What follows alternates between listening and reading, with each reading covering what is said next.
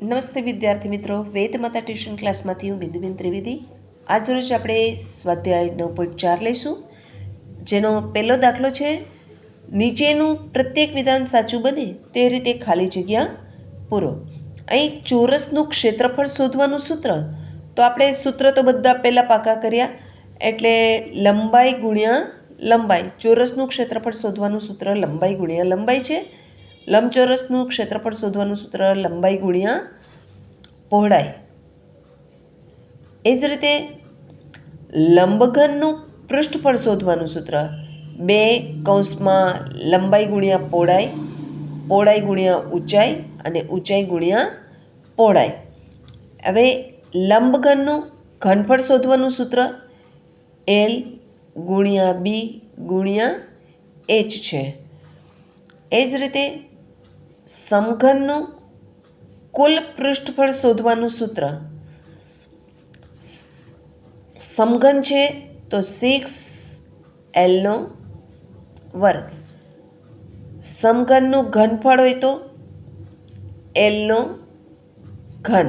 આ એનું સૂત્ર છે. હવે નળાકાર પાયાનું ક્ષેત્રફળ, નળાકાર હોય આ જાતનું, તો એનો પાયો કેવો હોય? વર્તુળ હોય. તો વર્તુળનું ક્ષેત્રફળનું સૂત્ર શું છે? πr². બરાબર.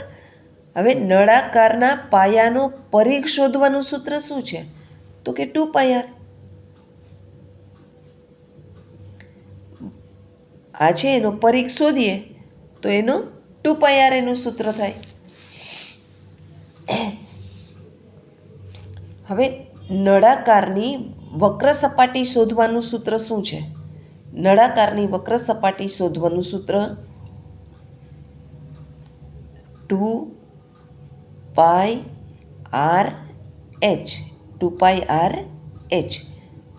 હવે બંધ નળાકારનું કુલ પૃષ્ઠફળ શોધવાનું સૂત્ર, તો 2πr H+R અથવા તો R+H કરો તો પણ ચાલે. હવે વર્તુળનું ક્ષેત્રફળ શોધવાનું સૂત્ર શું છે? તો πr². વર્તુળનો પરિઘ શોધવાનું સૂત્ર શું છે? આ તો બધા આપણે આગલા ધોરણમાં શીખી ગયા છીએ. પરિઘ શોધવાનું સૂત્ર તો કે 2πr. આ બધું 7મા ધોરણમાં આવી ગયું આપણે, અને આગલા ધોરણમાંય આવશે. ત્રિકોણનું ક્ષેત્રફળ શોધવાનું સૂત્ર, ત્રિકોણનું ક્ષેત્રફળ શોધવાનું સૂત્ર આપણે શીખી ગયા. 1/2 પાયો ગુણ્યા વેધ. 1/2 પાયો ગુણ્યા વેધ, આ એનું સૂત્ર છે. આ બેઝ અને હાઇટ. હવે સમલંબ ચતુષ્કોણનું ક્ષેત્રફળ શોધવાનું સૂત્ર શું છે? સમલંબ ચતુષ્કોણ. તો આપણે સમલંબ કેવું હોય એ ખબર છે ને?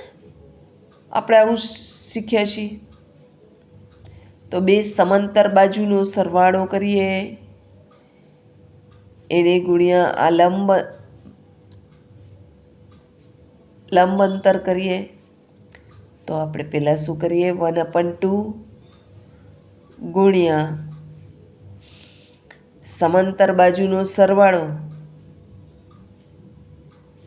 સમાંતર બાજુનો સરવાળો ગુણ્યા લંબ અંતર. અહીં સમાય એમ નથી એટલે મેં આમ લખ્યું, તમારે આમ સીધું લખવાનું.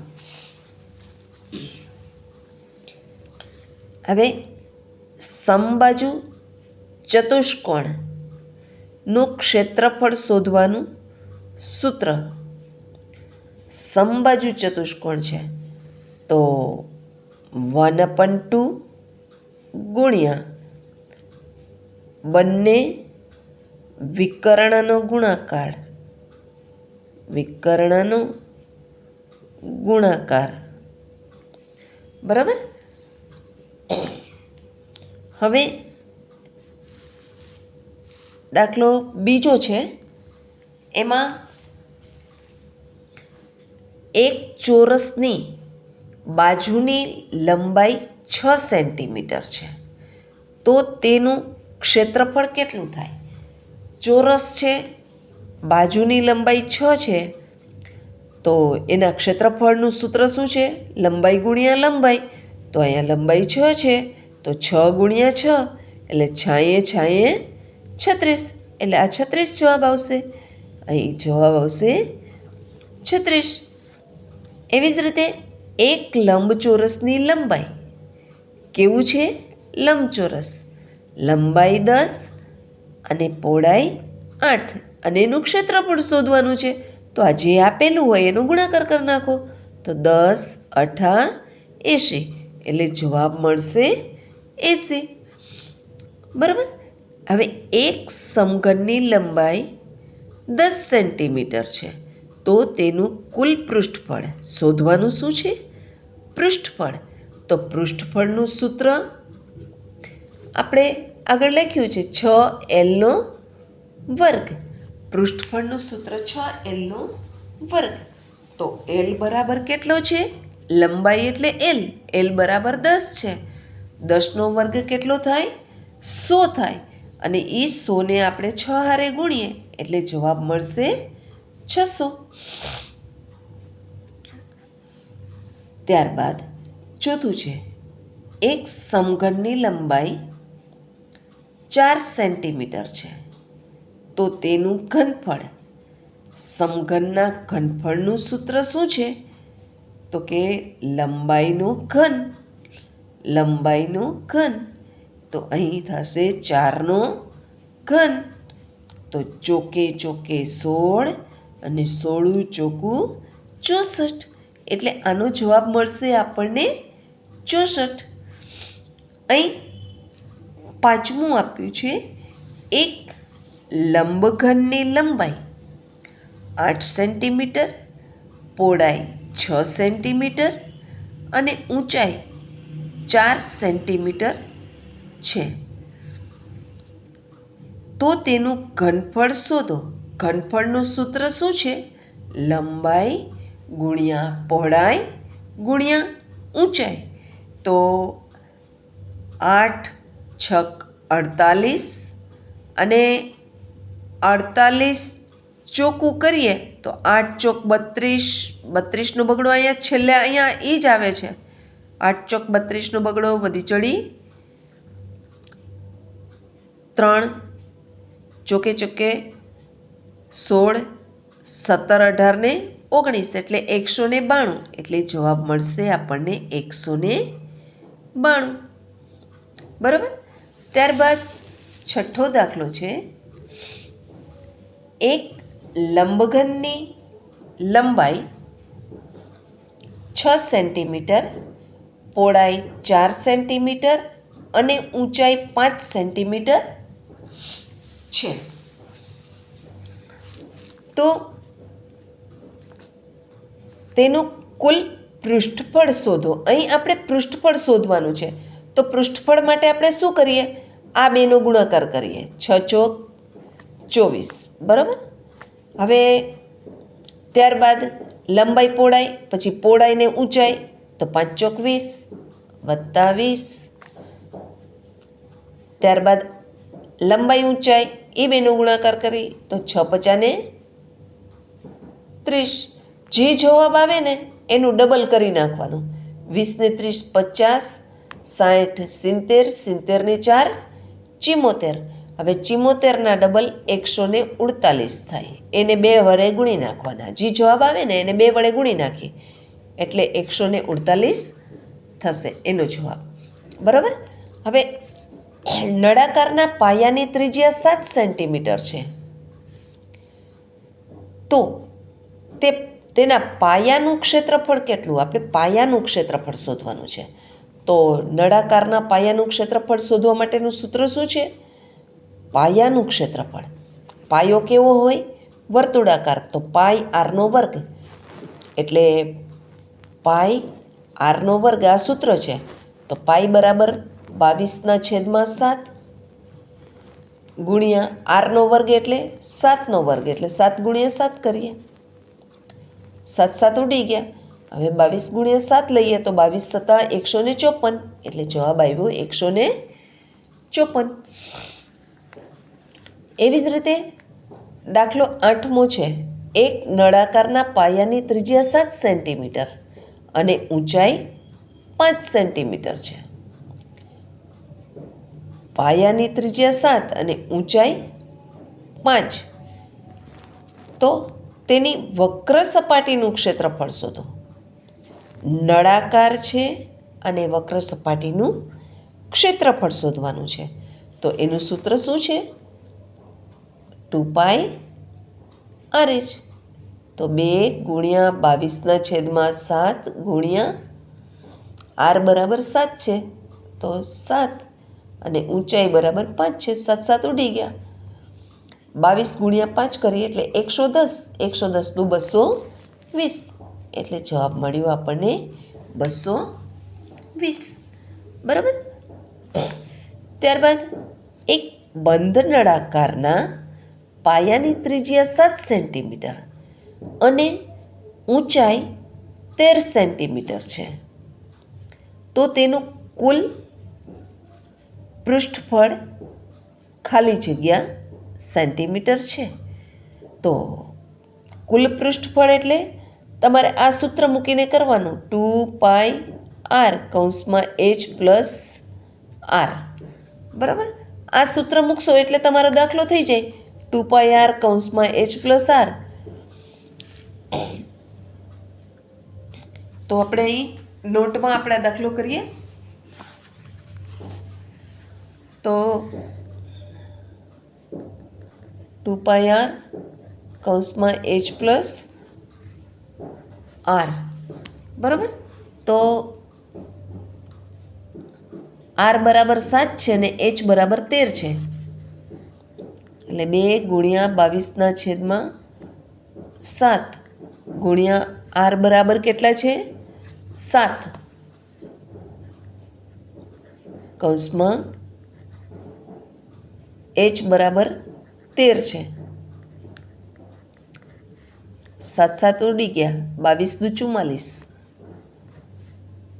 13 ને 7 20 એટલે 44 × 88 એટલે 880 જવાબ મળે આપણે.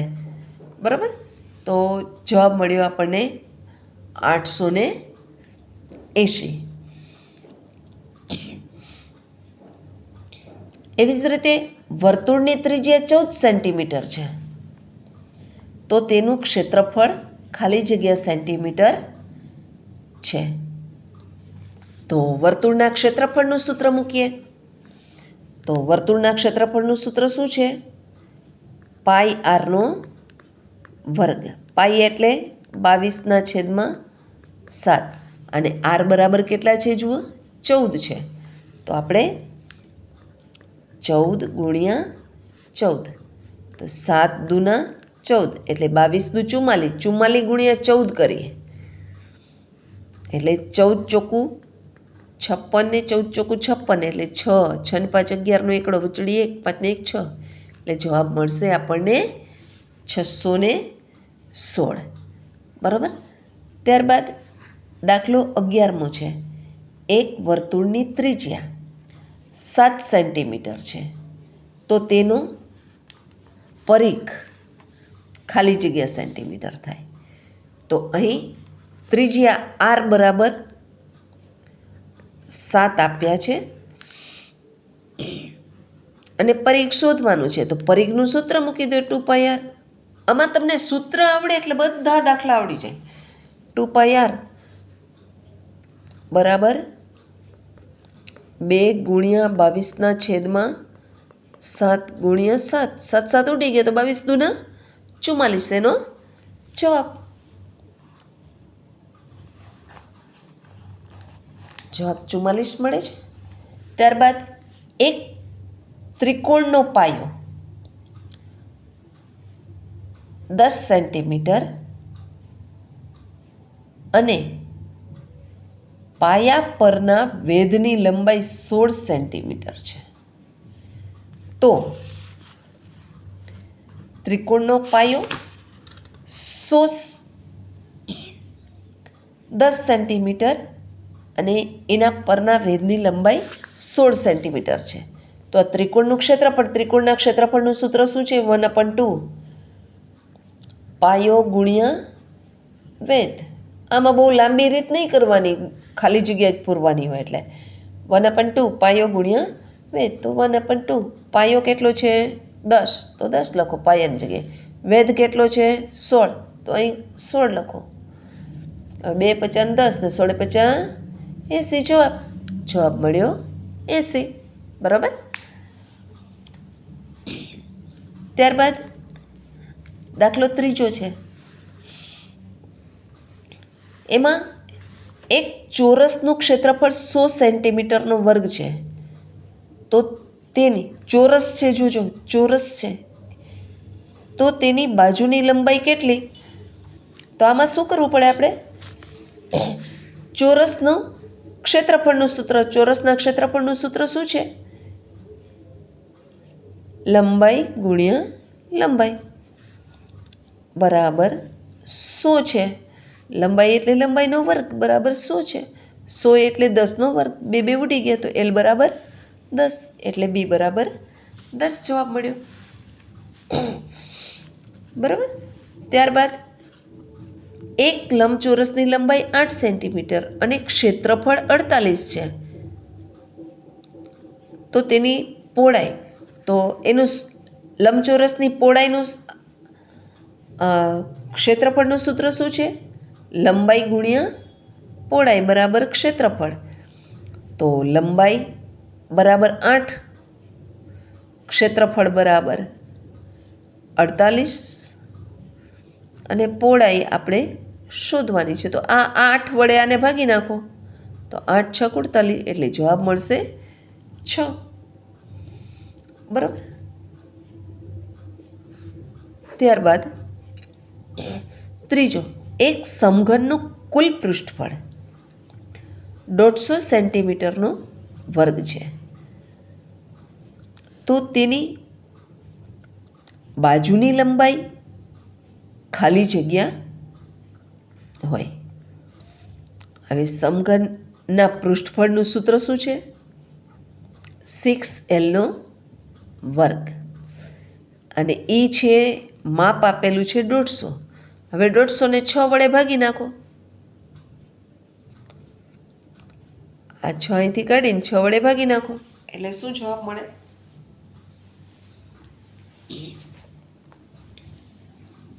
25 × 6 = 150 થાય ને. 25 × 6 = 150, એટલે L² બરાબર 25, તો L બરાબર 5. 25 એટલે 5નો વર્ગ થાય ને, તો L બરાબર 5 જવાબ. એટલે એનો જવાબ મળશે આપણને અહીં 5. બરાબર. ત્યારબાદ ચોથો દાખલો છે.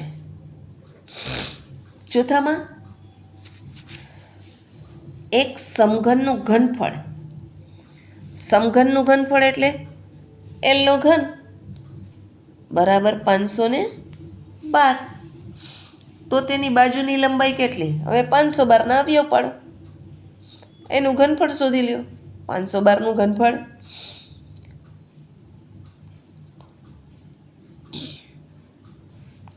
તમે આમ જો 6 × 6 = 36, 36 × 6 તો અહીં છેલ્લે 6 આવે, 8 × 8 = 64 અને 4 × 8 = 32, અહીંયા છેલ્લે 2 આવે છે. ચોકે 16 ને 16 ચોક 64, આમાં 4 આવે છે. અહીં 2 દુ 4 ને 4 દુ 8, અહીંયા 8 આવે છે, એટલે આ જવાબ આવશે 8. પણ છતાંય આની મેથડ કરીએ તો 2 વડે ભાગાલે 2 દુ 4, વધ્યો 1, 2 × 5 = 10, 2 × 6 = 12, હજી 2 વડે 2 × 1 = 2 અને 28 દુ 56, હજી 2 વડે 2 × 6 = 12, 2 ચોક 8. હવે 32 દુ 64, હજી 16 દુ 32, 8 દુ 16, 2 ચોક 8, 2 દુ 4 ને 2 એકુ 2. શું શોધવાનું છે? ઘનમૂળ શોધવાનું છે. તો ત્રણ જોડ બનાવો. કેટલા થયા? 2 ની 3 જોડ બની ને એટલે 2 દુ 4, 4 દુ 8, એટલે જવાબ મળ્યો 8. આનો જવાબ મળશે તમને 8. બરાબર. દાખલો 5મો છે. એક લંબઘનનું ઘનફળ 60 સેન્ટીમીટરનો ઘન થાય છે.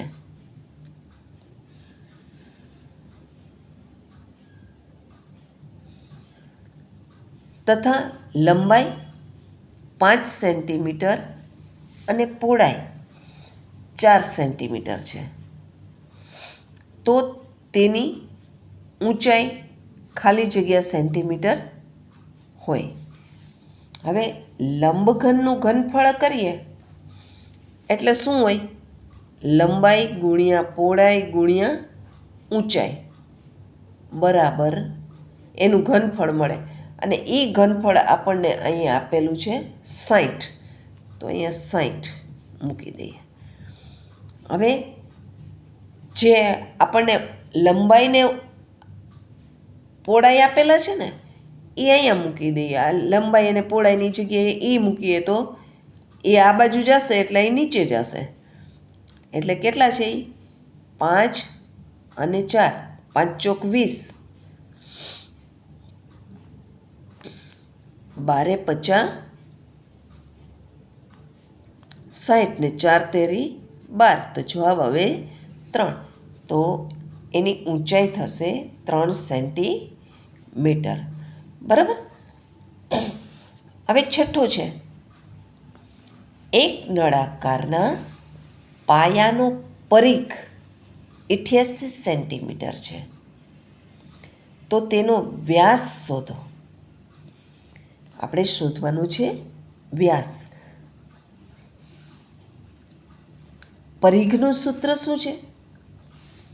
જો વ્યાસ શોધવાનું હોય ને તો પાયડી સૂત્ર મૂકવાનું.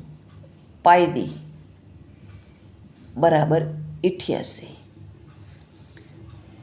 તો પાઈ બરાબર 22/7 થાય. અને અહીં મળે છે 88 ને એને ગુણ્યા ડી. હવે અહીં શું થશે? 88 ગુણ્યા 7/22 વયા જશે આ બાજુ.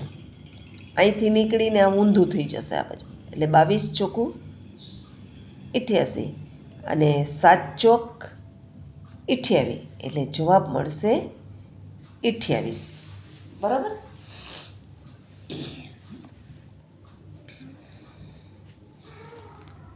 ત્યારબાદ 7મો દાખલો લઈએ.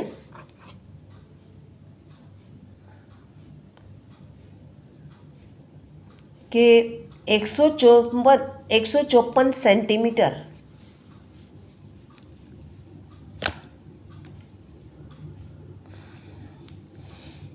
ક્ષેત્રફળ ધરાવતા વર્તુળનો વ્યાસ ખાલી જગ્યા સેન્ટીમીટર થાય. તો આ વર્તુળનો વ્યાસ શોધવાનો છે. એનું ક્ષેત્રફળ આપેલું છે. તો ક્ષેત્રફળ આપણે શોધીએ તો પાઈ આરનો વર્ગ. આ સૂત્ર છે એનું. પાઈ આરનો વર્ગ બરાબર 154. હવે અહીં પાઈને બરાબર આપણે 22/7 મૂકીએ બરાબર આરનો વર્ગ. તો અહીં 154 આને અહીંથી કાઢી અને અહીંયા ઊંધા મૂકી દઈશ. નીચે છે એ ઉપર ને ઉપર છે એ નીચે. 22 + 154 થાય એટલે 7 × 7 થયા. એટલે આરનો વર્ગ બરાબર 7નો વર્ગ થાય. એટલે આર બરાબર આ બગડા કાઢી નાખી તો આર બરાબર કેટલા થાય? 7 થાય. આર બરાબર 7 થાય તો ડી બરાબર 2 ગુણ્યા 7, એટલે જવાબ મળશે 14. આર એટલે ત્રિજ્યા અને ડી એટલે વ્યાસ, એટલે વ્યાસ બરાબર 14 મળે. ત્રિજ્યાને 2 વડે ગુણો એટલે તમને વ્યાસ મળે. બરાબર. દાખલો 8મો. એક કાટકોણ ત્રિકોણમાં કાટખૂણો બનાવતી 2 બાજુઓની લંબાઈ 8 સેન્ટીમીટર અને 10 સેન્ટીમીટર છે. એટલે એક કાટખૂણો બનાવે છે. જે બાજુ લંબાઈ કાટખૂણો બનાવે છે ને એ આ ને આ, એટલે એકનું માપ 10 છે અને બીજીનું માપ 8 છે. તો એનું ક્ષેત્રફળ, તો ત્રિકોણનું ક્ષેત્રફળ પાયો ગુણ્યા વેધ, તો 1/2 ગુણ્યા 10 ગુણ્યા 8 કરીએ તો 2 પચા ને 10, 2 પચા ને 10, તો 8 પચા ને 40, તો જવાબ મળ્યો 40. બરાબર. આ રીતે દાખલા થશે. મિત્રો, અહીં આપણું સ્વાધ્યાય 9.4 પૂરું થાય છે. જો મિત્રો તમને મારું આ ચેપ્ટર સમજાવેલું છે એ તમને સમજાયું હોય તો મારી આ ચેનલને લાઈક કરો, શેર કરો અને સબસ્ક્રાઈબ કરો. થેન્ક યુ મિત્રો.